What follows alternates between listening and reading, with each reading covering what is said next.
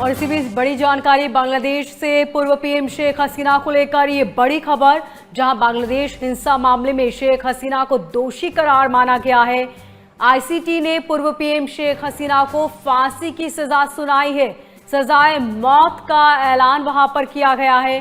बांग्लादेश हिंसा मामले में शेख हसीना को दोषी करार दिया गया, फांसी की सजा सुनाई गई है। ये बड़ी जानकारी अब तक पहुंचा रहे हैं।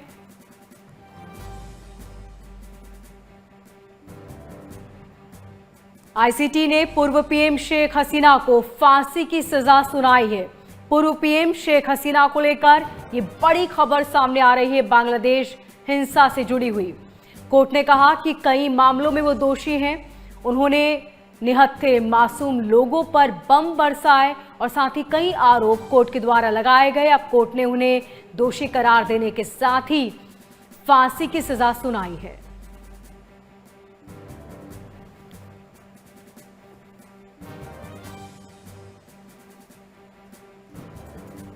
ये बड़ी जानकारी अब तक पहुंचा रहे हैं। आईसीटी ने पूर्व पीएम शेख हसीना को फांसी की सजा सुनाई। बांग्लादेश हिंसा मामले में शेख हसीना को दोषी करार माना गया है। अब इस पूरे मामले में देखना होगा कि क्या होता है, क्योंकि शेख हसीना इस वक्त भारत में है। बांग्लादेश हिंसा मामले में शेख हसीना को दोषी करार दिया गया, उन्हें फांसी की सजा सुनाई गई है।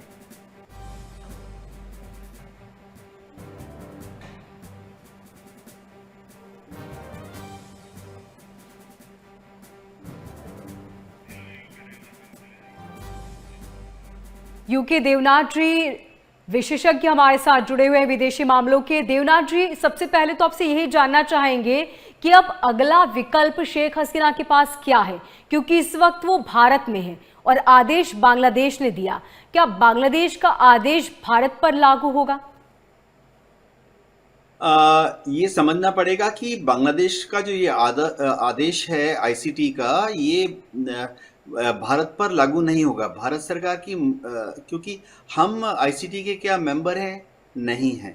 तो क्या बांग्लादेश की सरकार डिप्लोमेटिक लेवल पर भारत सरकार के साथ कोई केस टेकअप करेगी कि शेख हसीना का भारत से बांग्लादेश में प्रत्यार्पण किया जाए?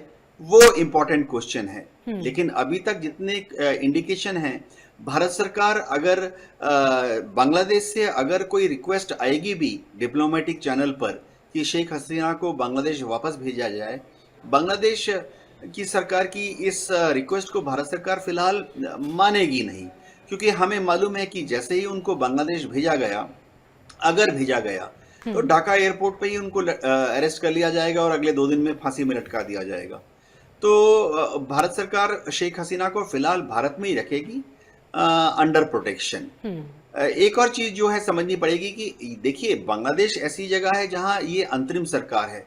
फरवरी में जब इलेक्शन होंगे तो इलेक्शन में कौन जीतेगा? हो सकता है कि इलेक्शन के बाद बीएनपी जीत जाए। जी।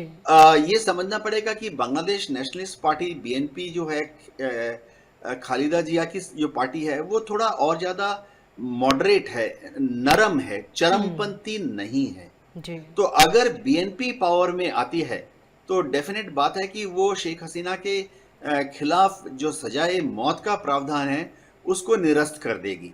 लेकिन अगर बांग्लादेश में इलेक्शन के बाद कट्टरपंथी गुट जैसे हैं, जमाते इस्लामी है, एनसीपी है, या छात्र शिविर कुछ ऐसे हैं जो कि स्टूडेंट ग्रुप जो कि बहुत ही कट्टर धार्मिक विचारधारा से प्रेरित हैं, अगर उनकी पार्टियां कोalition बनाकर पावर में आती हैं तो वह इस सजाए मौत को बरकरार रखेंगी। लेकिन बांग्लादेश में फिर से इलेक्शन होंगे 4-5 साल बाद, 2030-2031 में फिर से इलेक्शन होंगे। हो सकता है कि उस इलेक्शन में शेख हसीना नहीं पार्टिसिपेट करें, लेकिन कोई ऐसी पॉलिटिकल पार्टी, या हो सकता है अवामी लीग के ऊपर बैन हट जाए, तब तक वो उस इलेक्शन में पावर में आ जाए।